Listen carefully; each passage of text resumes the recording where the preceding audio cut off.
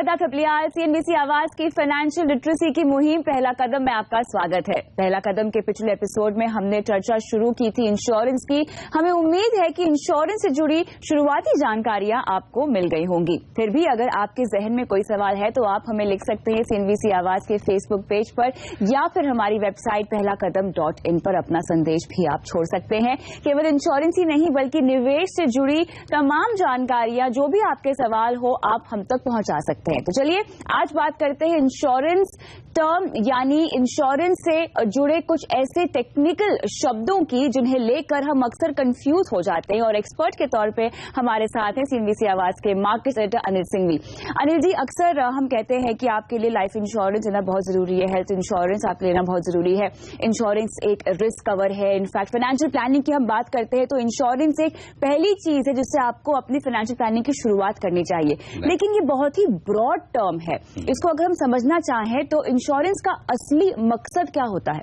देखिए, इंश्योरेंस का मतलब है किसी भी जोखिम से सुरक्षा, यानी कि कोई ऐसा खतरा जो आगे की फ्यूचर में कभी आपके साथ हो सकता है, उससे आप कैसे बचें। अब खतरा तो होगा, उससे बचाने के लिए कोई दूसरा आदमी या इंस्टीट्यूशन आएगा, वो ये कहेगा कि अगर ये कोई पर्टिकुलर इवेंट हो गई या कोई ऐसी रिस्क हो गई या ऐसा कोई खतरा हो गया तो आप मुझे कुछ फीस दीजिए, उसके बदले में मैं आपके इस नुकसान की भरपाई करूंगा। तो ये नुकसान की भरपाई करने के लिए, नहीं कि मुनाफा कमाने के लिए। और उसके लिए आपको एक छोटा अमाउंट देना पड़ता है, लेकिन आपको उसके बदले में बड़े अमाउंट की गारंटी मिलती है कि अगर इस तरह की कोई अनहोनी हो गई तो आपको ये बड़ा पैसा मिलेगा। ये इंश्योरेंस है बेसिकली। लेकिन इंश्योरेंस में दिक्कत यही कि जितना आसान दिखता है उतना आसान है नहीं। बिल्कुल, क्योंकि उसमें बहुत सारी बातें ऐसी होती है जो आप कई बार पहली बार सुनेंगे और फिर आप ताज्जुब करेंगे कि इसका क्या मतलब हो सकता है। और ये सब बातें समझना बेहद जरूरी है कविता, नहीं तो आप कोई न कोई ऐसी पॉलिसी ले लेंगे जो शायद आपके काम की नहीं है या आप बिना ठीक से समझे उसे ले लेंगे तो दिक्कत हो जाएगी। बिल्कुल, तो एक क्लियरली रिस्क कवर होता है इंश्योरेंस का मतलब, बीमा का मतलब। लेकिन यहाँ पर जैसा कि आपने कहा कि आपको एक छोटा सा अमाउंट देना पड़ता है, उसके बदले आपको एक बड़े रिस्क हम कवर करते हैं। यूजुअली उस अमाउंट का मतलब होता है सम अश्योर्ड। इसको आप सिंप्लीफाई करके कैसे समझाएंगे दर्शकों को?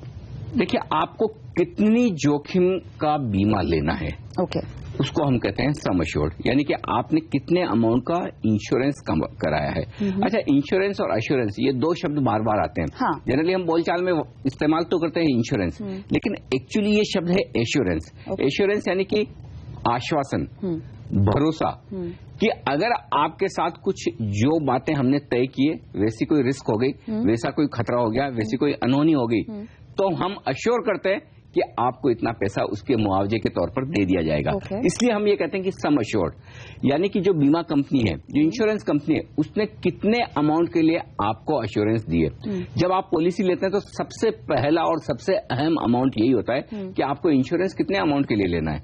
अगर लाइफ इंश्योरेंस लेना है 1 लाख, 2 लाख, 5 लाख, 10 लाख, करोड़, जो भी अमाउंट हो, तो सबसे पहले आपको ये डिसाइड करना है कि मेरा सम अश्योर्ड कितना होगा। तो उस अमाउंट से शुरुआत होती है और वो अमाउंट काफी इंपॉर्टेंट है। अब आपको अंदाजा लगाना है कि मेरी लाइफ की कीमत क्या है, उसके बेसिस पे मैं इंश्योरेंस लूंगा।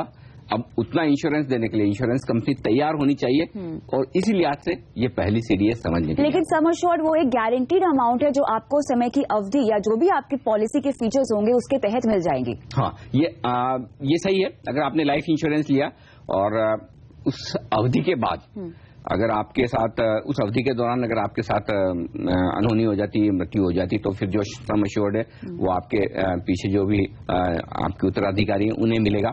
और अगर नहीं होती है तो उसमें फिक्स है, कोई मनी बैक पॉलिसी, अलग अलग तरह की जो पॉलिसीज है, तो उसके हिसाब से जो पेमेंट आना है वो डेफिनेटली आएगा। तो ये अश्योरेंस है इंश्योरेंस कंपनी की। तो यानी सम अश्योर्ड जो होता है वो हमें हमारे ऊपर जो लाइबिलिटीज हैं, जो हमारी जिम्मेदारियां हैं और साथ ही महंगाई को आकर हमें फिक्स करना चाहिए। बिकॉज सम अश्योर्ड कितना ले ये हमें समझ में नहीं आएगा। हाँ, ये बात सही है कि और हर एक ह्यूमन लाइफ की अलग अलग वैल्यू हो सकती है। मेरे लिए मेरी लाइफ की वैल्यू अलग हो सकती है, आपके लिए आपकी लाइफ की वैल्यू अलग हो सकती है। तो जनरली हम ये कहते हैं कि आप जितनी सालाना कमाई कर रहे हैं कम से कम उससे 20 या 30 गुना तक उतना तो इंश्योरेंस ले लीजिए। क्योंकि जब अगर खुदा न खास्ता डेथ हो जाए आपकी तो उतना अमाउंट होना चाहिए जो पीछे आपके परिवार का आराम से ध्यान रख सके। बिल्कुल, यानी आपके अपनों के लिए आपको सम एश्योर्ड वो सब ध्यान में रखकर निर्धारित करना चाहिए। लेकिन उसके आगे हमने बात की थी पॉलिसी होल्डर्स की और साथ में जो भी उसके साथ नॉमिनीज होते हैं उनकी भी। लेकिन जो पॉलिसी होल्डर होता है क्या उसे हम इंश्योर्ड कहते हैं? इंश्योर करते हैं, ये टेक्निकल टर्म है इंश्योरेंस की लैंग्वेज में कि जिसका इंश्योरेंस किया गया है वो इंश्योर्ड है। अब इंश्योर्ड के केस में 2-3 चीजें जो अहम होती है जिस पर ध्यान रखना चाहिए। ये बात तो ठीक है कि जैसे मैं इंश्योर्ड हूं, मेरी लाइफ पर इंश्योरेंस लिया गया है, लेकिन इंश्योर्ड कौन हो सकता है उसके लिए एक सबसे ज्यादा अहमियत रखने वाली चीज है उम्र। एक पर्टिकुलर उम्र तक इंश्योरेंस किया जाता है। कई बार आप कहते हैं ना कि 60 साल के बाद इंश्योरेंस नहीं मिलता या 70 के बाद नहीं मिलता। अब तो खैर ठीक है, ज्यादा उम्र का भी मिलने लगा है, लेकिन पहले काफी कम उम्र का इंश्योरेंस मिलता था। तो एक इंश्योर्ड कौन हो सकता है, ये इसमें 2 बातें काफी अहमियत से देखी जाती है। पहली तो ये कि उसकी उम्र क्या है और दूसरा ये कि उसकी फिजिकल कंडीशन क्या है। क्या वो वाकई में अगर 20 साल का इंश्योरेंस ले रहा है तो 20 साल जीने लायक है कि नहीं। कम से कम आप इंश्योरेंस लेते वक्त तो वैसे दिखने चाहिए, वैसे होने चाहिए। बाद में खुदा न खास्ता कुछ ऐसा हो जाए तो एक अलग बात है। तो इंश्योरेंस कंपनी इंश्योर्ड को बहुत अच्छी तरीके से जांचती परखती देखती है, यानी टेस्ट लेती है और जिसको पॉलिसी मिलती है उसे हम इंश्योर्ड कहते हैं, यानी पॉलिसी होल्डर जो होता है वो इंश्योर्ड होता है। अच्छा, ऐसे अब कई बार लोग बोनस और जो बाकी बेनिफिट्स मिलते हैं पॉलिसी लेने पर उसमें फंस जाते हैं और इंश्योरेंस में इन्वेस्टमेंट कर देते हैं। लेकिन यहाँ पे वो बोनस का मतलब क्या है? मैं पॉलिसी ले लेती हूं तो मुझे बोनस उसमें से किस तरह से मिलेगा? क्या पॉलिसी में अगर मैंने कोई क्लेम नहीं किया है इसीलिए मुझे बोनस मिलेगा, या उसका ऐसा फीचर का मतलब क्या है? वो बोनस अलग है, उसे हम आगे डिस्कस करेंगे। लेकिन एक सिंपल है कविता, जैसे आप सर्विस में हैं, आप नौकरी कर रही हैं, हर महीने आपको सैलरी मिलती है, लेकिन साल के अंत में आपको बोनस मिले तो कैसा लगेगा? बहुत अच्छा लगेगा। अच्छा लगेगा, बिल्कुल ठीक उसी तरह से। और अगर आपके ज्वाइन करते वक्त आपका एम्प्लॉयर पूछे कि कविता जी क्या आप बोनस का ऑप्शन लेना चाहेंगी, तो आप ना तो नहीं कहेंगे। बिल्कुल ठीक उसी तरह से इंश्योरेंस पॉलिसी में भी ऐसा ही होता है। जब आप इंश्योरेंस पॉलिसी सेलेक्ट कर रहे हैं तब आपके पास एक ऑप्शन है कि आप बोनस वाले ऑप्शन लेना चाहते हैं या नहीं लेना चाहते हैं। अगर आप नहीं लेना चाहते हैं तब भी कोई बात नहीं, तब उसमें इंश्योरेंस प्रीमियम थोड़ी सी कम होती है। लेकिन अगर आपने बोनस ऑप्शन सेलेक्ट किया है तो उसमें इंश्योरेंस प्रीमियम थोड़ी सी ज्यादा होती है। और कई पॉलिसी ऐसी होती है जिसमें इनबिल्ट बोनस का ऑप्शन है ही। अब बोनस क्या होता है? अगर इंश्योरेंस कंपनी ने कुछ अच्छा प्रदर्शन किया है, जाहिर सी बात है कि इंश्योरेंस कंपनी जो पैसा आपसे ले रही है प्रीमियम के तौर पर, वो कहीं न कहीं निवेश कर रही है, बिल्कुल उससे पैसा कमा रही है, जिससे या तो क्लेम सेटल किया जाता है, और क्लेम सेटल करने के बाद अगर पैसा बच जाता है तो वो बाकी सारे पॉलिसी होल्डर्स में बांटा जाता है, जिसे हम बोनस कहते हैं। तो अगर इंश्योरेंस कंपनी अच्छा काम करे तो वो बोनस दिया जाता है। अब बोनस आपको शुरुआत में सिलेक्ट करना पड़ेगा, लेकिन मिलेगा कब? ऐसा नहीं कि हर साल मिलेगा जैसा आपको जॉब में मिल सकता है। बोनस तभी मिलेगा या तो जिसका इंश्योरेंस हुआ है उसकी डेथ हो जाए या पॉलिसी की टर्म खत्म हो। तो जब तक पॉलिसी की टर्म है, जब तक पॉलिसी खत्म नहीं हुई है या जब तक आदमी की मृत्यु नहीं हुई है, तब तक वो बोनस इकट्ठा होता रहेगा और अंत में एक साथ आपको मिल जाएगा। तो ये मैच्योरिटी पर मिलता है, बीच में नहीं, जैसे कि आपकी सैलरी के बोनस की तरह, सिवाय कुछ मनी बैक पॉलिसीज के शायद। हाँ, वो मनी बैक पॉलिसीज में वो टर्म्स निर्धारित होती हैं। एग्जैक्टली। तो आपको पहले से पता है कि आपको बोनस कब मिलेगा। और ये पूरी तरह से इस बात पर डिपेंड करता है कि इंश्योरेंस कंपनी की परफॉर्मेंस अगर अच्छी है तो ही आपको बोनस मिलेगा। तो बोनस एक यूं कह सकते हैं कि एडिशनल अट्रैक्शन होता है। कई बार है ना, क्या होता है कविता, मैं आपको बताऊं, इंश्योरेंस एजेंट जो होते हैं ना, वो ये बताते हैं, देखिए पिछले 4 साल में 5 साल में इंश्योरेंस कंपनी ने इतना बोनस दिया, 1000 रुपए पर 70 रुपए का बोनस दिया। मैं ये कहूंगा कि पिछली परफॉर्मेंस को भूल जाइए। जरूरी नहीं, ठीक म्यूचुअल फंड्स की तरह की पास्ट परफॉर्मेंस है वही फ्यूचर में रहेगी, कोई गारंटी नहीं। उसी तरह इंश्योरेंस कंपनियों का भी यही हाल है। अगर पहले कोई इंश्योरेंस कंपनी 5 साल 10 साल से बोनस दे रही है और आप ट्रेंड देख लीजिएगा, धीमे धीमे बोनस कम ही होता है। तो इसका मतलब ये नहीं कि अगर किसी ने बोनस दिया तो आगे भी वो बोनस मिलता ही रहेगा। एक एडेड एडवांटेज है, मिल सकता है, लेकिन उसी के बेस पर आप पॉलिसी नहीं ले सकते। लेकिन यहाँ मुझे आपसे सवाल पूछना है, आपने कहा कि अगर बोनस का ऑप्शन आप लेते हैं तो आपका प्रीमियम थोड़ा सा ज्यादा होगा, तो कहीं ऐसा तो नहीं है कि मैं ज्यादा प्रीमियम दे रही हूँ तो मेरा ही पैसा मुझे बाद में वापस मिल रहा है बोनस के तौर पे? ना, वैसा नहीं है। अगर आप प्रीमियम ज्यादा दें और तब भी इंश्योरेंस कंपनी की कमाई नहीं है, तो शायद बोनस नहीं मिलेगा। प्रीमियम ज्यादा देने से खाली आप बोनस लेने के हकदार हो जाते हैं। अगर कंपनी ने बोनस बांटा है तो, अगर कंपनी ने बोनस दिया ही नहीं है कुछ नहीं मिलेगा, तो कुछ नहीं मिलेगा। तो बोनस लेने के लिए एक्स्ट्रा कमाई होनी जरूरी है। जाहिर सी बात है कि अगर आपकी कंपनी परफॉर्म कर रही है, अच्छा प्रॉफिट दिखा रही है, तो ही आप बोनस के हकदार होंगे। कंपनी नुकसान में तो आप कभी जाके बोनस तो मांग नहीं सकते। वैसे ही हाल इंश्योरेंस कंपनी में भी। तो क्लियरली ये एक क्राइटेरिया नहीं हो सकता है कि इंश्योरेंस पॉलिसी लेना। बिल्कुल भी नहीं। तो इंश्योरेंस पॉलिसी लेने के क्राइटेरिया पे अगर हम फोकस करें तो वो क्या होना चाहिए? देखिए, क्राइटेरिया पूरी तरह से हमारी अपनी रिक्वायरमेंट क्या है। अगर मुझे थोड़े थोड़े समय में पैसा चाहिए और इन्वेस्टमेंट प्लान के हिसाब से भी मैं देख रहा हूं, तो मैं एंडोमेंट पॉलिसी खरीदूंगा, मनी बैक पॉलिसी खरीदूंगा। मुझे लगता है कि मुझे सिर्फ और सिर्फ रिस्क कवर लेना है, तो मैं टर्म इंश्योरेंस लूंगा। मुझे लगता है कि मुझे पैसे की जरूरत नहीं, जब तक मैं जिंदा है कमा लूंगा, आराम से ध्यान रखूंगा। मुझे मेरी मौत के बाद मेरी परिवार को पैसा मिले वो चाहिए, तो फिर मैं होल लाइफ पॉलिसी लूंगा। तो ये बाहर वाला कोई डिसाइड नहीं कर सकता। वो आपको एक्सप्लेन कर सकता है कि किस तरह के इंश्योरेंस हो सकते हैं, कितने हो सकते हैं, लेकिन अल्टीमेटली कौन सा इंश्योरेंस लेना है, कितने समय के लिए लेना है, कितने अमाउंट का लेना है और किस तरह का लेना है, ये मुझे खुद डिसाइड करना पड़ेगा।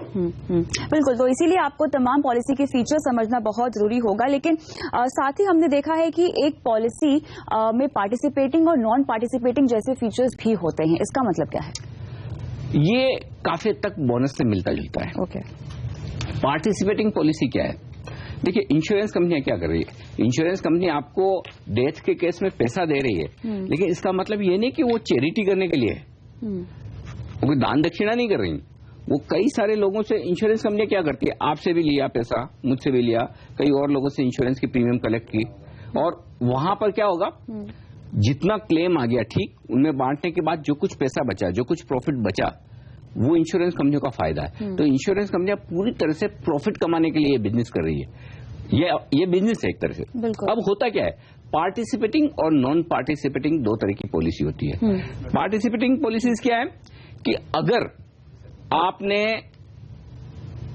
ऐसी पॉलिसी ली है कि पूरा सब खर्चा निकलने के बाद, सारे क्लेम सेटल होने के बाद इंश्योरेंस कंपनी अगर पैसा बना रही है, तो उसमें से कुछ हिस्सा आपको मिले। ये ठीक उसी तरह से जैसे कि आप एक किसी कंपनी का शेयर खरीदते हैं और प्रॉफिट में से आपको डिविडेंड दिया जाता है, तो ये उस तरह की पॉलिसी हो सकती है। Otherwise generally non participating policy होती है कि हमें कंपनी कितना कमा रही, क्या कर रही है, उससे कोई लेना देना नहीं। मेरी राय जनरली सारे इंश्योरेंस होल्डर को ये होगी कि आप पार्टिसिपेटिंग पॉलिसी के चक्कर में ना पड़े, नॉन पार्टिसिपेटिंग पॉलिसी लें, वहां पर प्रीमियम भी थोड़ी कम होती है। ठीक, बोनस ऑप्शन में थोड़ी सी प्रीमियम ज्यादा हो सकती है, पार्टिसिपेटिंग पॉलिसी में तो बोनस ज्यादा, प्रीमियम ज्यादा होती ही है, ये पक्का है। तो ऐसे में नॉर्मल पॉलिसी खरीदें ज्यादा बेहतर है। बिल्कुल। तो यहाँ पे नॉर्मल पॉलिसी से हमारा मतलब ये है कि प्योर एक रिस्क कवर टाइप की पॉलिसी लें और ना ही निवेश के मकसद से इंश्योरेंस को आप समझें। लेकिन फिलहाल हम रुकते हैं ब्रेक के लिए। ब्रेक के बाद इंश्योरेंस से जुड़ी कुछ और टर्म्स हैं जिनके बारे में हम बात करेंगे। बने रहिए।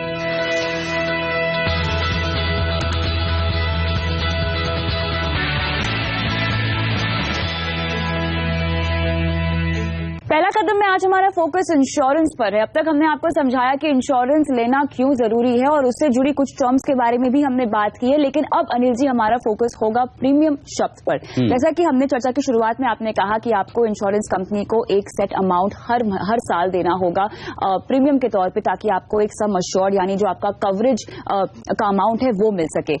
प्रीमियम किस तरह के होते हैं और हम कैसे इसको पे कर सकते हैं? प्रीमियम खर्चा है, बिल्कुल, इंश्योरेंस लेने का खर्चा। सिंपल कि मैंने आपसे गारंटी ली कि मेरे साथ कुछ ऐसा हो जाए, डेथ हो जाए या फिर जो भी जिस तरह का इंश्योरेंस है, तो उसके बदले में मैं आपको ये पैसा दे रहा हूं और इस पैसे के बदले में आपको मुझे भरोसा देना है कि आप मेरे नुकसान की भरपाई करेंगे। तो जो पैसा मैं आपको दे रहा हूं मेरे लिए खर्चा है, लेकिन उसका नाम थोड़ा अच्छा रखा है प्रीमियम, ताकि आपको ऐसा न लगे कि मेरे पैसे खर्च हो रहे हैं। फील अच्छी आए लोगों को, ताकि ये न लगे, लोग इसलिए इंश्योरेंस लेना नहीं चाहते, इसलिए लगता है कि मेरा फालतू का खर्चा हो रहा है। तो प्रीमियम उसे कहते हैं जो एक आपको फीस देनी है इंश्योरेंस कंपनी को। अब ये प्रीमियम कई तरह की हो सकती है और कई तरीके से पे की जा सकती है। पहला तो क्या है, पेमेंट करने का जनरली जो एक तरीका लोग मानकर चलते हैं वो होती है ईयरली प्रीमियम, एनुअल प्रीमियम, जो हम ज्यादातर सर्विस क्लास लोग प्रीफर करते हैं कि साल में एक बार इंश्योरेंस की प्रीमियम दे दी, बात खत्म। और जनरली वो हम फरवरी मार्च में ही करते हैं कि चलिए टैक्स प्लानिंग भी हो गई और इंश्योरेंस भी हो गया। तो जनरली सालाना इंश्योरेंस प्रीमियम दी जाती है, लेकिन जरूरी नहीं कि हर एक को एनुअल प्रीमियम ही लेनी है। आप चाहे हर 6 महीने में कर सकते हैं, आप चाहे हर 3 महीने में कर सकते हैं, आप चाहे हर महीने में कर सकते हैं। तो आपके ऊपर है आपको किस इंटरवल में लेना है। प्लस उस पर्टिकुलर पॉलिसी में इंश्योरेंस कंपनी किस तरह की आपको अलग अलग पॉलिसी दे रही है, प्रीमियम करने की फैसिलिटी दे रही है, दोनों पर डिपेंड करता है। तो ये अलग अलग तरीके से आप प्रीमियम पे कर सकते हैं, अलग अलग समय पर कर सकते हैं। तो इसमें सिंगल प्रीमियम भी आता है और प्रीमियम पेइंग टर्म जैसे शब्द भी आते हैं जो अक्सर लोगों को कंफ्यूज कर देते हैं। देखिए, सबसे पहली बात तो ये कि जो प्रीमियम है वो, जैसे आपने सिंगल प्रीमियम की बात की, सिंगल प्रीमियम क्या है? मैंने आज डिसाइड किया कि चलिए मेरे लिए ये एक टर्म प्लान ठीक है। मैं आज मेरा 50 लाख रुपए की मैं मेरी लाइफ की वैल्यू समझता हूँ, मैं सोचता हूँ एक टर्म प्लान ले लूं। आज मेरी जेब में पैसा है, ठीक है, मैं जाऊंगा इंश्योरेंस कंपनी के पास कि मुझे 50 लाख का टर्म प्लान चाहिए। मैं एक साथ सारी की सारी प्रीमियम भरने को तैयार हूं, मुझे अगले 30 साल के लिए, 20 साल के लिए टर्म प्लान दे दीजिए। ओके, ठीक है। तो इंश्योरेंस कंपनी अपनी जो कैलकुलेट करेगी कराएगी, के लिए आपकी प्रीमियम होगी 2.5 लाख रुपए, 3 लाख। यानी पॉलिसी के पूरे टर्म में आप एक ही बार शुरुआत में प्रीमियम भरा, बात खत्म। ओके, बाद में हर साल हर रोज भरने की जरूरत नहीं, 20-30 साल तक मेरा इंश्योरेंस चलता रहेगा। अब आप ये कहेंगे ये क्या बात हुई और ऐसा कौन लेगा कि सारा पैसा एक साथ दे दें? इसमें दो फायदे हैं। पहला तो ये कि अगर आप एक साथ शुरुआत में दे रहे हैं तो अगले 20 साल तक अगर प्रीमियम भरते हैं तो कुल मिलाकर जो प्रीमियम बनती है ना, वो 20 साल भरने में ज्यादा देनी पड़ती है। एक साथ शुरुआत में दे देते तो प्रीमियम कम देनी पड़ती है। दूसरी बात, चलिए आपकी हमारी तो नौकरी है और हम हर महीने सैलरी लेते हैं। फर्ज कीजिए कोई एक्टर है या कुछ ऐसे लोग हैं, कोई कला, इनकम कंसिस्टेंट नहीं है, उनका पता नहीं ना कि आज फिल्में हैं हाथ में या साइन की, कुछ बड़ा पैसा आ गया। ऐसे लोग जिनकी रेगुलर इनकम नहीं है, जिनकी इनकम फ्लक्चुएट होती है, वो सोचते आज मेरे पास पैसा है, मैं अगर रेगुलर वाला ले लूं और कल को ना भर पाऊं तो जितना मेरे पास है मैं उतनी आज इंश्योरेंस ले लेता हूं। अच्छा, दूसरी बात, ऐसा तो है नहीं कि आपने सिंगल प्रीमियम पॉलिसी ली एक ही बार ले सकते हैं। आप जब पैसा हो, जितनी बार पैसा हो, सिंगल प्रीमियम पॉलिसी खरीद सकते हैं। तो इस लिहाज से काफी लोगों में सिंगल प्रीमियम पॉलिसी काफी फेमस है, बट ज्यादा पॉपुलर तो वही है कि रेगुलर प्रीमियम भरने वाली, ताकि एक साथ आपके ऊपर बोझ ना आए और आप थोड़े थोड़े समय में प्रीमियम देते रहे। साथ ही टैक्स बेनिफिट भी मिलता होगा इसी हिसाब से? टैक्स बेनिफिट में कोई फर्क नहीं। ओके, आपने जिस साल प्रीमियम दी उसी साल टैक्स भरेगा। तो कई बार ऐसा भी, ये एक नुकसान भी हो सकता है सिंगल प्रीमियम का कि अगर आपने समझिए 2-2.5 लाख रुपए की सिंगल प्रीमियम भर दी और यही अगर आप 10 साल में भरते हैं, 20 साल में भरते हैं, तो हर साल आपको थोड़े थोड़े अमाउंट का टैक्स बेनिफिट मिलता है, यहाँ नहीं मिलेगा। लेकिन अलग अलग तरह के लोगों के लिए अलग अलग फायदे नुकसान है। यहाँ पर प्रीमियम कितनी होनी चाहिए ये 2-3 बातों पर डिपेंड करती है। एक तो आप किस तरह की पॉलिसी ले रहे हैं, उस पॉलिसी पर जाहिर सी बात है कि आप अगर लाइफ इंश्योरेंस कर रहे हैं, सिर्फ टर्म प्लान ले रहे हैं तो सबसे कम प्रीमियम होगी। आप इन्वेस्टमेंट के एंगल से मनी बैक ले रहे हैं तो प्रीमियम आपको ज्यादा देनी पड़ेगी। दूसरी बात, आप कितने समय के लिए ले रहे हैं, जितने लंबे समय के लिए आप इंश्योरेंस लेंगे उतना आपका प्रीमियम कम हो जाएगा। ओके, जितने कम समय के लिए लेंगे उतनी प्रीमियम ज्यादा होगी। तीसरी बात, इंश्योरेंस कंपनियां क्या चाहती है, आप ज्यादा से ज्यादा इंश्योरेंस लें, तो वो क्या करते हैं कि जितना अमाउंट आप बढ़ाते जाएंगे, ये एक्स्ट्राऑर्डिनरी अमाउंट नहीं हो सकता, आपकी लाइफ की वैल्यू से ज्यादा का नहीं हो सकता, लेकिन फिर भी आपकी लाइफ की वैल्यू के हिसाब से जितना अमाउंट आप इंश्योरेंस का बढ़ाएंगे उतने आपकी प्रीमियम का अमाउंट थोड़ा थोड़ा घटते जाता है। तो ये प्रीमियम कितनी होगी, प्लस ये इस बात पर भी डिपेंड करता है कि आप एक साथ दे रहे हैं, हर साल दे रहे हैं, कितने समय के लिए इंश्योरेंस ले रहे हैं, किस अमाउंट का ले रहे हैं, और दूसरी बात, अगर आप लाइफ इंश्योरेंस ले रहे हैं, आप कितने हेल्दी हैं, कितने फिट हैं। अगर आपको कोई बीमारी नहीं है तो आपकी प्रीमियम कम होगी, लेकिन आपने मेडिकल टेस्ट करवाए, आपने कहा कि मुझे बीपी है, मुझे शुगर है या मुझे किसी और तरह की बीमारी है, तो प्रीमियम बढ़ती जाएगी। आपकी हेरिडिटी में अगर परिवार में हार्ट अटैक्स आए हुए लोगों को तो आपकी प्रीमियम अचानक से बढ़े, भले आप सब फिट है। लेकिन ये बहुत सारी चीजें हैं जिसके बेसिस पर प्रीमियम अलग अलग हो सकती है। तो इसी को हम कहते हैं प्रीमियम पेइंग टर्म ना। प्रीमियम पेइंग टर्म अलग चीज है। अब समझिए आप 40 साल की उम्र में अगले 30 साल के लिए इंश्योरेंस लेती हैं कि मुझे 70 साल तक की उम्र के लिए मुझे इंश्योरेंस चाहिए, लेकिन आप ये सोचते हैं कि मैं तो 50-55 तक ही काम करूंगी, उसके बाद मैं काम नहीं करने वाली। समझिए मेरी रिटायरमेंट उम्र 55 साल है, 40 से 55 यानी 15 साल। तो मैं क्या कहूंगा, मैं इंश्योरेंस कंपनी को कहूंगा, देखिए मुझे कवर तो चाहिए मुझे 70 साल तक, लेकिन मुझे प्रीमियम 70 साल तक नहीं भरनी। मैं 55 के बाद कमाना बंद कर दूंगा, रिटायर हो जाऊंगा, मैं आपको 15 साल ही प्रीमियम दूंगा। इंश्योरेंस कंपनी कहेगी कोई प्रॉब्लम नहीं, आप 15 साल तक दीजिए। तो प्रीमियम पेइंग टर्म, वो इसका मतलब ये वो अवधि जब तक आप इंश्योरेंस कंपनी को प्रीमियम देते रहेंगे। तो प्रीमियम जब तक आप दे रहे हैं ठीक है, प्रीमियम पेइंग टर्म अलग हो सकती है और इंश्योरेंस कवर की टर्म अलग हो सकती है, जो कि एक बात तो पक्की है, जब तक आपका इंश्योरेंस कवर है उससे आगे तो आप प्रीमियम नहीं देंगे। तो premium paying term insurance cover की टर्म से ज्यादा नहीं होगी, लेकिन कम जरूर हो सकती है। तो ये एक फैसिलिटी है कि आप चाहें तो छोटे अमाउंट के लिए, छोटे समय के लिए भी प्रीमियम पेइंग टर्म ले सकते हैं, इंश्योरेंस ज्यादा लंबे समय तक के लिए रख सकते हैं। लेकिन तब मेरा प्रीमियम ज्यादा होगा क्योंकि मैं एक सीमित टाइम तक ही प्रीमियम पे कर इसमें कोई डाउट नहीं, क्योंकि देखिए इंश्योरेंस कंपनी को अगर आपको 30 साल तक कवरेज देना है और आपको प्रीमियम 15 साल तक ही देनी है, तो वो तो सीधे तौर पर यही कहेंगे कि देखिए भाई आपको जो प्रीमियम 30 साल में देनी थी वो आप मुझे 15 में दे दीजिए, मैं थोड़ा डिस्काउंट कर दूंगा क्योंकि आप जल्दी दे रहे हैं, राइट। लेकिन प्रीमियम तो देनी पड़ेगी। प्रीमियम देने पर क्या इंश्योरेंस कंपनियां कोई ब्रेकअप भी देती है कि वो प्रीमियम के पैसों का वो किस तरह से यूज करती हैं आपकी इंश्योरेंस पॉलिसी को मेंटेन करने में, या उसके एक्सपेंस चार्जेस जो होते हैं? पूरे डिटेल में नहीं, लेकिन काफी कुछ आपको अंदाजा लग जाता है। खास तौर से देखिए टर्म इंश्योरेंस जो है वहां तो आपको क्लियर कट है कि सारा का सारा पैसा रिस्क कवर में जाने वाला है। जो इन्वेस्टमेंट वाले हैं, और अच्छा अब क्या हो रहा है आजकल कविता कि अब जैसे जैसे इंश्योरेंस बेहतर हो रहा है, डेवलप हो रहा है, सेक्टर खुल रहा है, ओपन अप हो रहे हैं, नए नए प्रोडक्ट्स आ रहे हैं, अब काफी प्रोडक्ट ऐसे आ गए हैं इंश्योरेंस में जहां पर आपको एक ऑप्शन मिलता है कि रिस्क कवर अपनी जगह है, लेकिन बाकी का पैसा आप डेट में चाहते हैं, इक्विटी में चाहते हैं, बैलेंस में चाहते हैं, यानी कि डेट और इक्विटी का मिक्स चाहते हैं, तो वो सारे ऑप्शंस आपके पास हैं। वहां पर आपको ये भी बताया जाता है कि किस तरह के चार्जेस वो ले रहे हैं, किस तरह के चार्जेस एजेंट्स को दिए जाते हैं, किस तरह के एक्सपेंस रेशियो होते हैं। तो काफी कुछ ट्रांसपेरेंसी इंश्योरेंस में अब आ रही है, तो वो आपको एक अंदाजा लगता है ब्रॉडली कि आप किस तरह के रिटर्न्स अपनी पॉलिसी में कमाएंगे। तो क्या स्टेप अप प्रीमियम क्या इसी लाइन पर पढ़ने वाली कोई टर्म है? स्टेप अप प्रीमियम एक बड़ी इंटरेस्टिंग कॉन्सेप्ट है। समझिए मैंने 25 लाख रुपए का इंश्योरेंस लिया, लाइफ इंश्योरेंस। अब मुझे लगता है कि मैं और इंश्योरेंस बढ़ाना चाहता हूं। मैंने 5 साल पहले 25 लाख का लिया, अब मैंने ज्यादा कमाई शुरू कर दी, ठीक है। मुझे लगता है कि मेरी लाइफ की वैल्यू बढ़ गई है, अच्छा मेरे प्रीमियम देने की कैपेसिटी भी बढ़ गई है जी। तो मेरे पास 2 ऑप्शन है। एक ऑप्शन तो ये कि मैं और जाकर इंश्योरेंस ले लूं, नया खरीद लूं, कोई नई पॉलिसी ले लूं। दूसरा ऑप्शन ये है कि मेरे पास जो पॉलिसी पहले से है उसी का अमाउंट बढ़वा लूं। तो जनरली क्या होता है कि इंश्योरेंस कंपनियां क्या चाहती है कि एक बार आप आ गए तो आप दूसरी कंपनी के पास जाए नहीं, ऑब्वियसली, राइट। तो उसे रोकने का क्या तरीका, अगर आप जाकर उस समय मार्केट में कंपेयर करेंगे कि XYZ तो ये दे रहा है और ABC ये दे रहा है, सेम पॉलिसी है, तो फिर वो इंश्योरेंस कंपनी कहेगी कि अगर आपको एडिशनल चाहिए ना, चलिए मैं देता हूं, थोड़ी सी प्रीमियम बढ़ा दो, मैं कंपेरेटिवली आपको अच्छी डील दूंगा।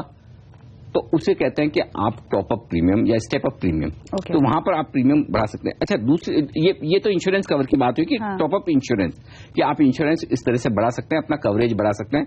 दूसरा बात है कि टॉप अप कवरेज आप चाहें तो फैमिली मेंबर्स के लिए भी ले सकते हैं, जनरली वो मेडिक्लेम में ज्यादा होता है। जहां तक स्टेप अप प्रीमियम का सवाल है, ये टर्म और इंश्योरेंस कवरेज बढ़ाने में और प्रीमियम बढ़ाने में एक थोड़ा सा फर्क है। वो कैसे? स्टेप अप प्रीमियम में क्या होता है, समझिए हम कई बार कहते हैं ना कि आप 22-25 साल से ही शुरू कर दीजिए। जैसे आपकी पहली कमाई आती है, आप इंश्योरेंस चालू कीजिए। अब आप ये कहेंगे कि शुरुआत में कमाई तो है कम, इंश्योरेंस चलो ले भी लें, इस वक्त लेंगे तो प्रीमियम भी कम होगी, लेकिन मुझे दिक्कत है, मेरे पैसे खर्च करने के लिए भी तो मेरे हाथ में चाहिए। तो जाहिर सी बात है कि मेरे खर्चे प्रोपोर्शनेटली उतने नहीं बढ़ेंगे, लेकिन मेरी कमाई शायद ज्यादा बढ़ेगी। अगर मैं ये सोच के साथ आगे बढ़ रहा हूं तो मैं इंश्योरेंस कंपनी को क्या कहूंगा, मैं कहूंगा देखिए शुरू के 5 साल मुझसे प्रीमियम कम लीजिए, 3 साल प्रीमियम कम लीजिए, उसके बाद जब मेरी कमाई बढ़ जाएगी, मेरी बचत बढ़ेगी, तो मैं आपको ज्यादा प्रीमियम दूंगा। तो इंश्योरेंस कंपनी कहती है ठीक है, इस तरह की हम आपको फैसिलिटी दे सकते हैं। तो इसे हम कहते हैं स्टेप अप प्रीमियम। तो जो समय के साथ आपकी प्रीमियम का अमाउंट बढ़ते रहेगा। इसमें होगा क्या कविता, फर्क एक ही है, प्रीमियम का अमाउंट बढ़ेगा लेकिन आपका रिस्क कवर नहीं बढ़ेगा। अमाउंट अश्योर्ड जो है, सम अश्योर्ड जो है वो वही रहेगा, सिर्फ आपके प्रीमियम का अमाउंट बदलते रहेगा आपकी सहूलियत के मुताबिक। राइट। इसी नोट पे रुकते हैं एक ब्रेक के लिए, लेकिन इंश्योरेंस से जुड़ी कुछ और भी टर्म्स है जिन पर हमें करनी है चर्चा इस ब्रेक के बाद।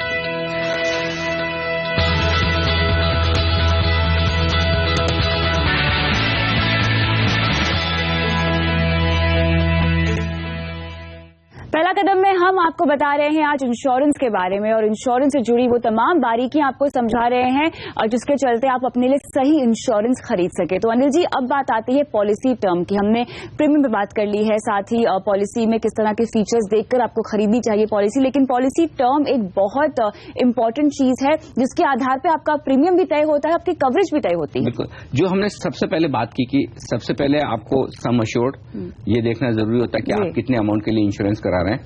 उसके बाद सबसे बड़ी इंपॉर्टेंट है कि कितने समय के लिए आप इंश्योरेंस करा रहे हैं, और वो डिसाइड होता है पॉलिसी टर्म से। यानी कि आपकी पॉलिसी कब तक वैलिड है। अगर मेरी उम्र 45 साल है, अगर मैं 5 साल के लिए अब इंश्योरेंस दूंगा तो फायदा क्या है? तो मैं पॉलिसी टर्म ये देखूंगा। और अलग अलग पॉलिसीज में कविता क्या होता है, उनकी स्टार्ट होने की समय, पॉलिसी की अवधि और पॉलिसी खत्म होने का समय फिक्स होता है। जैसे कि कोई पॉलिसी ऐसी होगी, वो ये कहेंगे कि हम 60 साल के बाद नहीं देंगे, मैक्सिमम 20 साल के लिए देंगे, खत्म होने के टाइम पे 80 साल या 70 साल की उम्र होने, उससे ज्यादा होगी तो नहीं देंगे। तो ऐसे में आप कहां फिट होते हैं ये देखना जरूरी होगा। तो पॉलिसी टर्म उस लिहाज से बेहद अहम हो जाती है कि आप जिस समय पॉलिसी खरीदने जा रहे हैं कितने समय तक के लिए कवरेज मिलेगा और वो पॉलिसी कब खत्म होगी। क्या आपकी लाइफ की रिस्क को वो पूरा कवर कर लेती है या नहीं, ये देखना बहुत जरूरी है। सिवाय हेल्थ इंश्योरेंस के, जहां पे मेरे ख्याल से हर साल आपको अपनी पॉलिसी रिन्यू करवानी पड़ती है। हाँ, रिन्यू करवानी पड़ती है, लेकिन हेल्थ इंश्योरेंस में भी आजकल बड़ी दिक्कतें हैं कि जरूरी नहीं कि अगर, अच्छा मुझे लगता है कि जैसे जैसे उम्र बढ़ेगी वैसे वैसे हेल्थ इंश्योरेंस के ये मेडिक्लेम के खर्चे बढ़ेंगे। लेकिन अगर मेरी पॉलिसी में ये लिखा है कि ये पॉलिसी आपकी 30 साल की उम्र में शुरू हुई है, 50 में खत्म हो जाएगी, तो मेरे क्या काम की, क्योंकि 50 के बाद तो कुछ ज्यादा आना है। तो इसलिए जब आप पॉलिसी ले रहे हैं तो वो पॉलिसी टर्म क्या है वो देखना समझना बहुत जरूरी है कि खत्म जब होगी तब आपकी उम्र कितनी होगी और तब आपके लिए रिस्क क्या है। अब इसमें क्लेम आपको तभी मिलता है अगर लाइफ इंश्योरेंस पॉलिसी है, तो अगर आप पॉलिसी टर्म के भीतर डेथ हो जाए तो ही क्लेम मिलेगा। समझिए आपने 50 साल के उम्र तक का पॉलिसी टर्म लिया है और आपको 50 साल और 2 दिन बाद डेथ होती है तो आपको कवर नहीं मिलेगा। तो ये चीजें ध्यान में रखनी बहुत जरूरी है। तो 2 चीजें उससे कई बार लोग कंफ्यूज हो जाते हैं, एक तो प्रीमियम पेइंग टर्म और दूसरा policy term. Premium paying term जैसा हमने शुरू में कहा अलग हो सकती है, कम हो सकती है। पॉलिसी टर्म जब तक कि आपके लिए इंश्योरेंस कवर वैलिड है। और इसी के बेसिस पे लोडिंग भी डिसाइड होती है प्रीमियम्स में। जनरली लोडिंग वाला फैक्टर बहुत ज्यादा चार्ज नहीं किया जाता है। कभी कभी कुछ एक पॉलिसी ऐसी होती है जिनमें लोडिंग फैक्टर काम करता है। वो क्या होता है कि जैसे समझिए कि एक स्टैंडर्ड आपकी पॉलिसी है लाइफ इंश्योरेंस की, आपने एक डिक्लेयर किया कि मेरी मेडिकल फिटनेस, हेल्थ फिटनेस इस लेवल की है। कभी कभी इंश्योरेंस कंपनियां क्या कहती है कि आज आप जिस हालत में हैं वैसे ही हैं, तब तो हमारा क्लेम आपके लिए वैलिड है अगले 30 साल, 40 साल, 50 साल के लिए। लेकिन अगर आपकी फिजिकल कंडीशन में कोई बड़ा बदलाव आ गया तो उस पर्टिकुलर साल में फिर हम आपको कुछ एक्स्ट्रा प्रीमियम चार्ज करेंगे। वो पहले से डिसाइडेड होता है कि किन किन कंडीशन में प्रीमियम की लोडिंग की जा सकती है। वो लोडिंग करके आपको इंश्योरेंस कंटिन्यू रखना होता है। तो ये फैक्टर थोड़ा सा इंटरेस्टिंग है, टिपिकल है, बहुत ज्यादा हर एक पॉलिसी में लागू नहीं होता, किसी किसी पॉलिसी में ये लागू होता है। और हर पॉलिसी में फ्री लुक पीरियड भी यहाँ पर लागू होता है, जिसका अमूमन जो लोग हैं वो उसे मिस कर देते हैं, नजरअंदाज कर देते हैं। एक्चुअली लोगों को पता ही नहीं होता कि फ्री लुक पीरियड भी कोई होता है। इसकी 2 वजह है। पहली बात तो ये कि जो इंश्योरेंस एजेंट्स होते हैं वो पूरी तरह से बताते नहीं है। अब होता क्या है, दिक्कत क्या है कविता की, कोई भी इंश्योरेंस एजेंट देखता है कि अच्छा आपकी जेब में पैसे कितने हैं, बिल्कुल उसके हिसाब से आपको पॉलिसी बताता है, न कि इस हिसाब से कि आपकी रिक्वायरमेंट क्या है। अपनी कमीशन के चक्कर काफी अच्छे प्रोफेशनल एडवाइजर्स हैं, इंश्योरेंस एजेंट्स हैं जो अब बहुत अच्छे से एडवाइस देते हैं कि आपकी जो जरूरत है उस हिसाब से लें, लेकिन सारे ऐसे नहीं हो सकते। तो ऐसे में अगर आपको किसी इंश्योरेंस एजेंट ने कहा कि आपकी पॉलिसी में ये चीजें कवर होगी, ये सब बातों का ध्यान रखेंगे, ऐसी सिचुएशन में आपको इंश्योरेंस मिलेगा, उसके बेसिस पे आप इंश्योरेंस ले लेती है। ठीक है। अब जब फाइनल पॉलिसी आपके पास में आई, आपने देखा अरे इनमें तो वो बातें है ही नहीं जो मुझे बताई गई थी, या कुछ अलग दिख रहा है।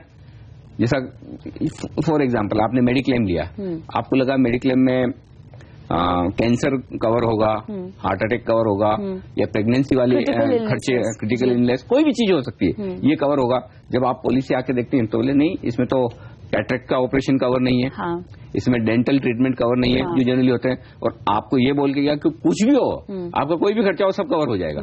तो फिर आप देखेंगे कि अरे मुझे बताया कुछ और गया था, आया कुछ और है पॉलिसी में। तो फिर कोई नो क्लेम पीरियड होता है कुछ सालों तक, आप क्लेम नहीं कर सकते। तो ऐसे में इंश्योरेंस कंपनी आपको एक बात कहती है, और वो ये कि आपकी पॉलिसी जिस दिन से शुरू हुई है, आप 15 दिन देख लीजिए, पॉलिसी डॉक्यूमेंट पढ़ लीजिए, अगर आप सेटिस्फाइड हैं तो ठीक, अगर आप सेटिस्फाइड नहीं है तो आप रिटर्न कर लीजिए, आपको पूरी की पूरी प्रीमियम ऐसे के ऐसे आपको दे दी जाएगी। उसे कहते हैं free look in period, lock in नहीं है, लुक इन पीरियड है, यानी कि आपको देखने के लिए 15 दिन का समय। लेकिन इसमें एक दिक्कत है जो हर इंश्योरेंस करवाने वाले को बहुत ध्यान में रखना जरूरी है। कई बार होता क्या है, आपने प्रीमियम आज भर दी, ठीक है, आपकी इंश्योरेंस पॉलिसी शुरू हो गई, अब अगर आपके पास 15 दिन तक पॉलिसी ही हाथ में नहीं आई और आपने देखी ही नहीं, तो फिर आपका फ्री लुकिंग पीरियड गया, और उसके बाद अगर आप पता करें कि ये डिफरेंस है, वो डिफरेंस है, मुझे नहीं चालू पॉलिसी कंटिन्यू रखनी, तो फिर अगर आप बंद भी करेंगे तो आपको प्रीमियम का नुकसान हो जाएगा। तो दूसरी बात जो आपको करनी है, जैसे ही आप पॉलिसी फाइनल करें, जैसे इंश्योरेंस ले लें, आप तुरंत पॉलिसी की डिमांड कीजिए। वैसे आजकल तो इलेक्ट्रॉनिक माध्यम हो गए, तो फटाफट आपको इलेक्ट्रॉनिक पॉलिसी मिल जाती है, वो पूरा डॉक्यूमेंट आने की जरूरत नहीं होती बाई पोस्ट, तो आप जल्दी देख सकते हैं। लेकिन फिर भी लोग लापरवाही कर लेते हैं, हाँ कर लिया, देख लिया ना, पूरा कौन पढ़ेगा। अच्छा, एक्चुअली पढ़ना आसान भी नहीं है, इतना लंबा चौड़ा डॉक्यूमेंट है, वो पढ़ते पढ़ते आपको नींद आ जाए और बड़ा बोरिंग सा होता है। और इसीलिए तो एजेंट्स के झांसे में आ जाते हैं। हाँ, तो लोग सोचते हैं कि हाँ जो इन्होंने बोला होगा ठीक ही होगा, तो पढ़ते पढ़ते बोर हो जाते हैं। लेकिन ऐसा नहीं है, ये आपकी जिंदगी का सवाल है, आपके क्लेम का सवाल है, आपके बड़े पैसे का सवाल है, तो बिना पढ़े कुछ मत कीजिए। और इसी बीच नॉन लाइफ पॉलिसी टर्म्स में भी कुछ टर्म्स हैं जो समझाना बहुत जरूरी होगा। सबसे पहले यहाँ पर हम फोकस करेंगे नो क्लेम बोनस पे। वो मैं एक बहुत सिंपल टर्म में आपको समझाता हूँ। टचवुड, जैसे मेरे पास मेरी कार है, पिछले 4 सालों से मैं अपनी कार का इंश्योरेंस करवा रहा हूँ, ठीक है। कभी मैंने इंश्योरेंस का कोई क्लेम लिया नहीं, ओके, जरूरत नहीं पड़ी। जनरली आपकी कोई टूट फूट हो जाए, एक्सीडेंट हो जाए, गाड़ी को नुकसान हो, तो आप इंश्योरेंस का क्लेम लेते हैं जी। न लेना पड़े, इससे बढ़िया क्या बात हो सकती है। तो अब होता क्या है, जब हर साल रिन्यू होता है ये इंश्योरेंस, तो वहां पर इंश्योरेंस पॉलिसी में आपसे पूछा जाता है क्या आपने पिछले साल कोई क्लेम लिया है? मैं कहूंगा नहीं लिया, तो वो इंश्योरेंस कंपनी कहेगी चलिए आपको नो क्लेम बोनस देते हैं। नो क्लेम बोनस में 2 चीजें हो सकती है, या तो आपका इंश्योरेंस का कवर बढ़ जाए कि आप जितनी प्रीमियम दे रहे हैं, सपोज मैं 25,000 की प्रीमियम मेरी गाड़ी के लिए दे रहा हूं और मुझे इंश्योरेंस मिल रहा है 15 लाख रुपए का, तो वो कहेंगे 15 लाख की बजाय हम आपको 18 लाख का इंश्योरेंस देंगे। या दूसरी चीज हो सकती है कि हम आपकी प्रीमियम 15,000 के बजाय थोड़ी कम कर दें। तो नो क्लेम बोनस का ये फायदा, यानी कि जो लोग इंश्योरेंस क्लेम नहीं कर रहे हैं उन्हें भी तो किसी न किसी तरह से रिवॉर्ड करना चाहिए। ये हो गया गाड़ियों के केस में। सपोज आपने मेडिक्लेम लिया है, आप बीमार नहीं पड़े, आपने किसी तरह का कोई क्लेम नहीं किया, तो ऐसी सिचुएशन में क्या होगा, कई कंपनियां ये कहती है कि नो क्लेम बोनस के साथ साथ आपको हर 2 साल या 3 साल में फ्री मेडिकल चेकअप, जिसका खर्चा इंश्योरेंस कंपनियां उठाएगी। तो इस तरह के जो लोग क्लेम नहीं कर रहे हैं या क्लेम करने की नौबत जिनके लिए नहीं आई, उनको इंश्योरेंस कंपनी अगर अच्छी हेल्थ हिस्ट्री हो आपकी तो आपको काफी सारे डिस्काउंट्स और बेनिफिट्स भी मिल सकते हैं। और इसकी गाइडलाइंस IRDA तय करने की भी कोशिश कर रहा है। लेकिन साथ ही टॉपअप और को पे कुछ ऐसी टर्म्स हैं जो हम अक्सर सुनते हैं, खासतौर से हेल्थ इंश्योरेंस में। टॉपअप वही सिंपल कि आपको अगर एडिशनल कवर लेना है, पहले आपने इंश्योरेंस लिया है, बढ़ाने का मूड है, एडिशनल कवर ले लीजिए, थोड़ी सी प्रीमियम और एक्स्ट्रा दे दीजिए। अब टॉपअप में होगा कि अगर आप इंश्योरेंस क्लेम करने जा रहे हैं तो पहले आपका जो ओरिजिनल कवर है उसमें से दिया जाएगा। टॉपअप का फायदा ये है कि मुझे थोड़ा सा सस्ता मिल जाता है। दूसरा ये कि अगर मुझे अपने फैमिली मेंबर्स के लिए लेना है तो वहां पे भी मैं ले सकता हूं, तो एडिशनल कवर है, वो एक बड़ा फायदा है। बाकी सिंपल है, चाहे आप नई पॉलिसी लें या फिर टॉपअप लें, कंपेयर कर लें कि अगर मेरा समझिए मेडिक्लेम 10 लाख का है, मुझे 5 लाख का एक्स्ट्रा चाहिए, तो मैं जो एडिशनल 5 लाख का खरीदने जा रहा हूं उसकी मुझे कितनी प्रीमियम एक्स्ट्रा देनी होगी, और अगर मैं नया 5 लाख का खरीदने जाता हूं तो मुझे उसकी कितनी प्रीमियम देनी होगी, वो देखना होगा। जनरली ये होता है कि टॉपअप में आपको प्रीमियम थोड़ी सी कम देनी होती है, प्लस टॉपअप में आपके लिए कुछ ज्यादा बीमारियां कवर हो जाती है या ज्यादा बड़ा कवरेज मिलता है, और इसलिए लोग ये पसंद भी करते हैं। और इंश्योरेंस कंपनियां भी इसलिए पुश करती है ताकि हमारा क्लाइंट नई पॉलिसी के चक्कर में ना पड़े, दूसरी इंश्योरेंस कंपनी के चक्कर में ना पड़े। लेकिन टॉपअप राइडर से अलग होता है। हाँ, टॉपअप में तो और भी ज्यादा ध्यान से पढ़ने समझने की जरूरत है। इंश्योरेंस पॉलिसी डॉक्यूमेंट तो पढ़ना ही चाहिए, टॉपअप जब आप लेने जा रहे हैं तो और भी ज्यादा ध्यान से पढ़ें। तो कोपे यहाँ पर कैसे काम करेगा, यानी इंश्योरेंस कंपनी और हम मिलकर एक प्रीमियम डिसाइड करेंगे? नहीं, जनरली तो क्या होता है, देखिए कोई भी नुकसान हुआ तो उसका नुकसान की भरपाई किससे करनी है, इंश्योरेंस कंपनी को, राइट। लेकिन कई बार क्या होता है कि अगर आपका मैंने समझिए 15 लाख का कवर लिया है गाड़ी पर और मेरा नुकसान हुआ 2000 रुपए का, ठीक है। अब 2000 के नुकसान के लिए मैं अगर इंश्योरेंस कंपनी के पास जाऊं, क्लेम फाइल करूं, उनका एजेंट, उनका वो जो एम्प्लॉय आएगा वो चेकअप, सुपरवाइजर जिसे बोलते हैं, सर्वेयर, वो चेक करेगा कितना नुकसान हुआ, ये सब डॉक्यूमेंटेशन में इतना ज्यादा वक्त चला जाता है। तो इंश्योरेंस कंपनी क्या कहती है, ठीक है आप 15 लाख रुपए का कवर ले रहे हैं, आप बड़े नुकसान से बचने के लिए ले रहे हैं जी। तो अगर 2-5 हजार रुपए का खर्चा हो ना तो आप खुद ही भर लीजिए, वो हमारे पास में नहीं है, उसे कहते हैं कोपे। तो उसमें एक अमाउंट पॉलिसी की शुरुआत में डिसाइड हो जाता है कि अगर मैं बीमार पड़ा, मेडिक्लेम है लेकिन मेरा बिल 5000 के नीचे है, या मैंने गाड़ी में कोई नुकसान हो गया, इंश्योरेंस ले रखा है, मेरा बिल 2-5 हजार के आसपास है, तो मैं इंश्योरेंस कंपनी से क्लेम नहीं लूंगा। लेकिन क्या इसका प्रीमियम पर असर पड़ता है? प्रीमियम कम हो जाती है, थोड़ी सी प्रीमियम कम हो जाती है। और मुझे भी पता है कि 2-5 हजार रुपए के लिए इतनी मेहनत करने की, इतना डॉक्यूमेंटेशन करने की, इतना फॉलोअप करने की क्या जरूरत है, तो दोनों के लिए विन विन सिचुएशन है। चलिए इसी नोट पर रुकते हैं एक ब्रेक के लिए, लेकिन ब्रेक के बाद शुरू करेंगे सवाल जवाब का सिलसिला, बने रहें।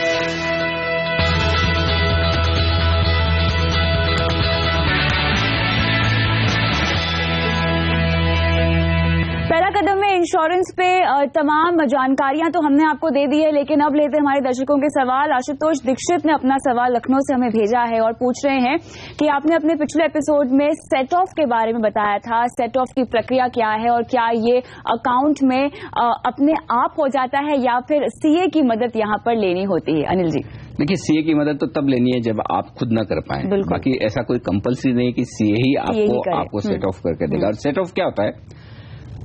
कमाई के सामने नुकसान की भरपाई, इसे कहते हैं सेट ऑफ। यानी कि पिछले कुछ सालों में अगर आपने कोई नुकसान किया है और कमाई कम थी, उस नुकसान को आप आगे के सालों के लिए ले जाते हैं। बिल्कुल। फर्ज करें पिछले साल मैंने कुछ ऐसे शेयर बेचे जिसमें मुझे नुकसान हुआ, तो वो मेरा शॉर्ट टर्म कैपिटल लॉस हो गया। बिल्कुल, राइट। तो अब इस साल में अगर मैंने कुछ शेयर ऐसे बेचे या कमाई की जहां मेरे को शॉर्ट टर्म कैपिटल गेन है, तो मैं उनके सामने वो लॉस को आगे ले आऊंगा और इसके सामने मैं कहूंगा देखिए मेरे पिछले साल का लॉस है, आप उतना टैक्स तो कम से कम मत लीजिए, ये कमाई हुई है लेकिन पहले लॉस भी तो किया है। इनकम टैक्स डिपार्टमेंट कहेगा ठीक है, तो नेट नेट अगर आपकी अब भी बच रही है, कमाई है, तो उस पर टैक्स दे दीजिए। 8 सालों तक आप इस तरह से कैरी फॉरवर्ड कर सकते हैं मैक्सिमम। अच्छा, ये आपको, अब आप ये कहेंगे कि ये ऑटोमेटिक हो जाएगा या करना पड़ेगा? भाई कोई सरकारी डिपार्टमेंट ऐसा है नहीं जो आपको अपनी कमाई छोड़ के ऑटोमेटिक करने के लिए बोले। तो आपका लॉस है, आपको टैक्स कम देना है, आपको भरपाई करनी है, तो आप ही को अपने रिटर्न में ये क्लेम करना पड़ेगा कि मेरे इस साल का इतना पिछला लॉस पड़ा है, ये लॉस में इस साल इस वक्त की इनकम के सामने सेट ऑफ करना चाहता हूं। वो आप लिख के देंगे, इनकम टैक्स डिपार्टमेंट चेक करेगा कि पिछला जो आपका रिटर्न था, जो कुछ डिटेल्स आपने सबमिट की उसमें बराबर था, वो सही था, वो आपकी लॉस की सेट ऑफ कर देंगे। तो अब वो खुद आप कर लें, सहूलियत के ऊपर, कोई दिक्कत नहीं। अगर आप न कर पाए तो चार्टर्ड अकाउंटेंट सही।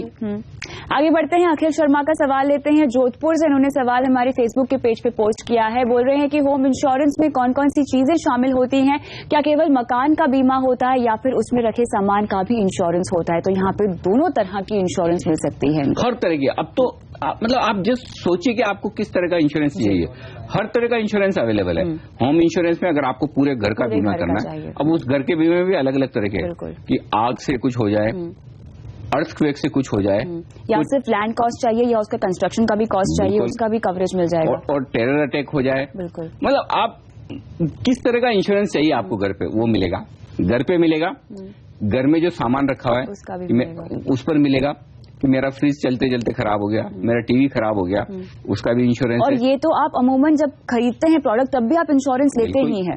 हाँ, कई लोग लेते हैं, कई लोग सोचते हैं कि यार इन पे क्या इंश्योरेंस लेना, तो आप चाहें तो वो भी ले सकते हैं। ओवरऑल आप होम इंश्योरेंस ले रहे हैं, खाली घर की कॉस्ट का ले सकते हैं, घर के अंदर सामान की कॉस्ट को मिलाकर ले सकते हैं। तो आपको क्या चाहिए वो आपको देखना होगा, साथ ही आपकी प्रीमियम की कितनी कंफर्टेबल है, आप जितना भरने के लिए उसको भी ध्यान में रखकर आपको लेना चाहिए। जितनी आप चीनी मिलाएंगे उतना मीठा होगा, वैसे ही हाल है कि जितना बड़ा इंश्योरेंस चाहिए उतनी ज्यादा प्रीमियम लेंगे। तो आपको डिसाइड क्या करना है अखिल जी, मैं बता दूं कि आपको डिसाइड ये करना है आपको कहाँ रिस्क दिखती है और उस रिस्क के हिसाब से आप क्या क्या कवर करना चाहते हैं, फिर उनकी क्या वैल्यू है, उनकी वैल्यू के बेसिस पर आप किसी भी जनरल इंश्योरेंस कंपनी को पूछिए कि मुझे कितना कवर मिलेगा। अब आपको लगता है आप ऐसी जगह है जहां पर अर्थक्वेक तो कभी आया ही नहीं आज तक पिछले 200-500 सालों में, तो फिर आप अर्थक्वेक वाला इंश्योरेंस कवर में क्यों लेंगे? वो प्रीमियम क्यों बढ़ानी है, राइट?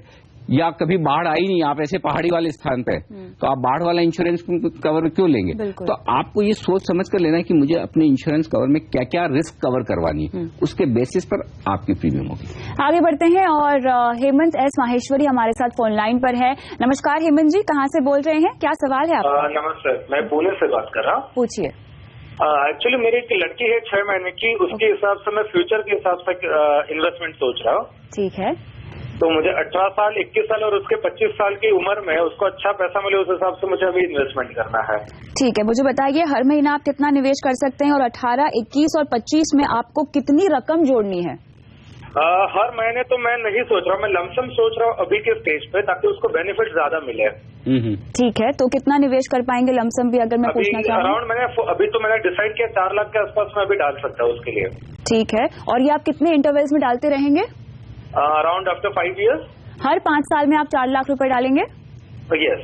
और 18 और 21 और 25 में कुछ सोचा है कि कितना अमाउंट मिलना चाहिए आपकी बेटी? उस हिसाब से उसके एजुकेशन और मैरिज के लिए जो भी सफिशिएंट रहे वो चाहिए। चलिए, तो यहाँ पे अब तक इनकी प्लानिंग कैसी है अनिल जी? बहुत ही बेहतरीन है। और 6 साल की बच्ची और उसके लिए अभी से 6 महीने की माफ कीजिएगा, 6 महीने की बच्ची और अभी से वो सोचना शुरू कर रहे हैं। जो अमाउंट भी इन्होंने सोचा है वो अच्छा है। 4 लाख रुपए का अमाउंट छोटा नहीं है। हेमंत जी, आपके लिए राय ये है, क्योंकि आपको पैसा चाहिए 18 साल से 25 साल की उम्र जब उनकी होगी, तो यानी कि आपका मिनिमम इन्वेस्टमेंट 18 साल 17 साल का तो है ही इस वक्त। और 17-18 साल के लिहाज से अगर आप निवेश करना चाहते हैं तो आपके लिए एक ही राय है मेरी, और वह है अच्छे इक्विटी म्यूचुअल फंड्स में। तो म्यूचुअल फंड्स में पैसा लगाइए, इक्विटी फंड्स में पैसा लगाइए। आप 4 लाख में 4 फंड पसंद कर लें। एक फंड होगा आपका large cap funds, 2 mid cap fund लीजिए, और एक डाइवर्सिफाइड फंड लीजिए, डायनामिक टाइप का फंड, जिसमें बाजार के मूड के साथ फंड मैनेजर अपने पोर्टफोलियो को इक्विटी और डेट में शिफ्ट करता हुआ दिखे, वो एक ले लीजिए। तो 2 मिड कैप फंड, एक डायनामिक फंड और एक लार्ज कैप फंड, ये आपके लिए 16-17 साल के लिए बेस्ट इन्वेस्टमेंट होगा। अब मैं फंड के नाम भी बता सकता हूं, लेकिन बेहतर ये होगा आप अपनी इस रिक्वायरमेंट के साथ किसी फाइनेंशियल एडवाइजर से बात कर लें। लगभग सारे दिग्गज म्यूचुअल फंड जो हैं उनके इस तरह के फंड है, तो कोई भी 3 या 4 अच्छे म्यूचुअल फंड अलग अलग फंड हाउस पसंद करके आप इक्विटी में पैसा लगाइए। मैं उम्मीद करता हूं कि आपको 16-17 साल में सालाना आराम से 14-15% का compounded, risk free, tax free ये रिटर्न मिल सकता है। साथ ही आप मनी कंट्रोल की वेबसाइट पर जाके भी फंड्स डिसाइड कर सकते हैं, सिलेक्ट कर सकते हैं। लेकिन इस बीच मुझे सवाल पूछना है कि इन्होंने जिक्र किया कि फिलहाल ये लमसम करने की ही सोच रहे हैं जिससे इन्हें फायदा हो, तो लमसम करने से फायदा होगा या एसआईपी करने में समझदारी है? दोनों ही तरीके से ये निवेश करने के दोनों। देखिए, एसआईपी करने का पर्पज अलग है। वो ये कि एक तो ये कि हमारी रेगुलर सेविंग की आदत पड़े, क्योंकि एक साथ हर एक आदमी के पास पैसा हो ये जरूरी नहीं। हेमंत जी के पास है, अच्छी बात है। तो अगर इनके पास इस वक्त पैसा है, मार्केट आकर्षक है। और दूसरी बात है कि जब आप 15-20 साल के लिए पैसा लगाते हैं ना, तब बहुत ज्यादा फर्क नहीं पड़ता कि आपने निफ्टी में 7,500 के लेवल पर लगाया या 8,000 पे लगाया या 7,000 पर लगाया, बहुत ज्यादा फर्क नहीं पड़ता। इसलिए मेरा ये कहना है कि अगर इनके पास लमसम पैसा है अभी ही डाल देना चाहिए। कोई फर्क नहीं पड़ता कि निफ्टी 7,200 का 7,000 हो जाए या 7,200 का 7,600 हो जाए, हो सकता है, कोई दिक्कत वाली बात नहीं। तो आप 20 साल का व्यू ले रहे हैं तो रोज रोज का आपको देखना भी नहीं है। इसलिए, और अगर हाँ आपको रेगुलर इनकम है और आप रेगुलर सेविंग कर सकते हैं, लमसम अमाउंट नहीं है, तो फिर एसआईपी में जाना कीजिए। चलिए, तो यहाँ पे लमसम निवेश करना चाहते हैं हेमंत जी, शुभश्री शीघ्रम, जल्दी शुरुआत कीजिए अपने निवेश की। और एक बात और हेमंत जी को कहना चाहता हूँ, क्योंकि वो कहने कि 18 साल में उनको पहले पैसे की जरूरत पड़ेगी। 15 साल की जब आपकी बच्ची हो जाए उसके बाद उसको रिव्यू कीजिए कि तब आपको इक्विटी में से कब पैसा निकालना है, क्योंकि धीरे धीरे निकालना चाहिए। या उस समय की सिचुएशन देख के या तो एक काम कर सकते हैं, बहुत अच्छा रिटर्न आ रहा है तो उस समय देख लें क्या करना है, नहीं तो फिर उस समय 15-16 साल के बाद उसको डेट में शिफ्ट कर लें, जितना अमाउंट आपको 18 साल की उम्र में चाहिए, ताकि अगले 1-1.5 साल के लिए आपको रिस्क न रहे। चलिए, तो यहाँ पे आपको उम्मीद करते हैं कि सवाल का जवाब मिल गया होगा। अनिल जी, आज हमारे शो को हमें यही समाप्त करना होगा, लेकिन पहला कदम के इस एपिसोड में आज इतना ही। अगले हफ्ते लौटेंगे कुछ और नए टॉपिक्स के साथ। बनी रहिए CNBC आवाज के साथ। नमस्कार।